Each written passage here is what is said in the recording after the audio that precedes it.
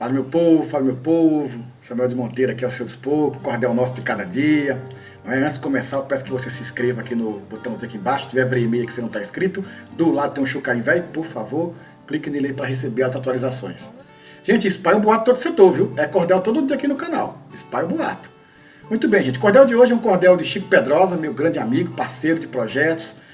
Chico Pedrosa que está lá em Olinda, mas é um paraibano de primeira, né, com seus 85 anos aí, fazendo poesia. Né? Então vamos falar hoje sobre um momento da história, contado de um jeito irreverente por Chico Pedrosa. Um momento da história trágico. Mas vamos ver como é que Pedrosa conta essa história.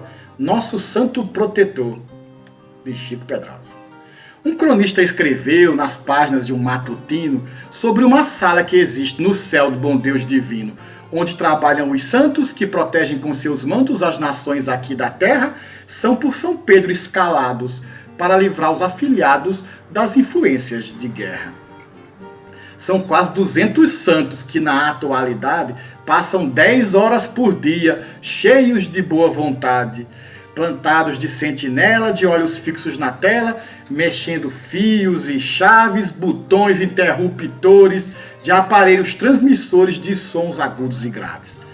À distância até parece que estão se divertindo, mas na verdade estão fazendo um esforço infindo para proporcionar conforto e vida exemplar aos filhos das nações, pelas quais são responsáveis pelos serviços prestáveis às futuras gerações.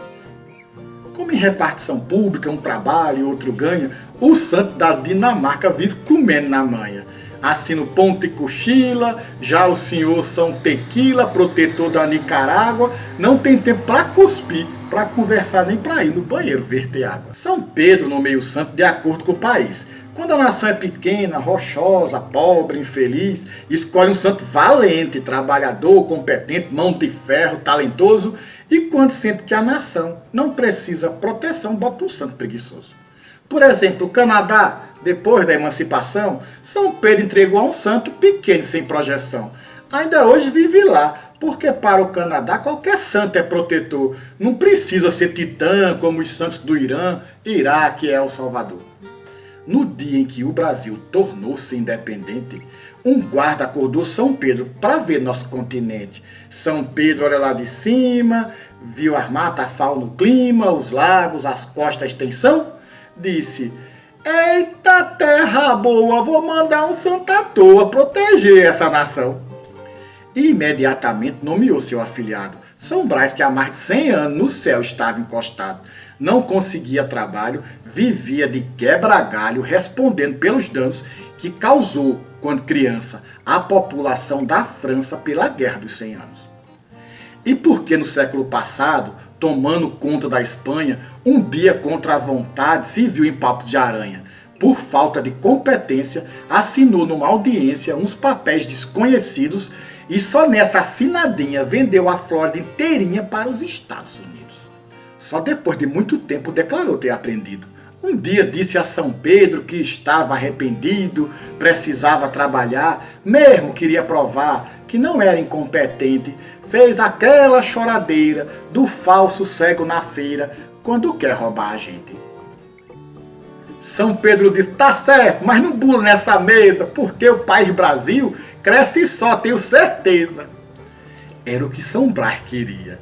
Passava as horas do dia conversando na bodega do pai de Santa Lucrécia com os santos da Suécia, Dinamarca e Noruega. Até que em 64, quando menos se esperava, chegou um funcionário correndo onde ele estava, dizendo: corra, São Brás, que há mais de uma hora faz que a sua mesa balança, e pelo que eu pude apurar, estão querendo bagunçar o chão da Boa Esperança. Mas na verdade não era nada de especial. Foi só um curto-circuito que deu na chave geral, porém pelo compromisso e para mostrar serviço que ainda não tinha mostrado, São Brás ligou o botão e apareceu no telão escrito: golpe de Estado. Nisso gritou São Pierre, velho protetor da França: São Brás, por Nossa Senhora, você parece criança. Preste atenção no trabalho, corrija o serviço, fale enquanto tem energia. Se tá com sono, desperte. corra ligeiro e aperte o botão da democracia. São Brás, ao invés de apertar o botão da democracia, confuso enfiou o dedo no botão da anarquia, ligou da repressão, aumentou a confusão, a sala ficou escura, teve santo que correu. Quando o painel acendeu, estava escrito ditadura.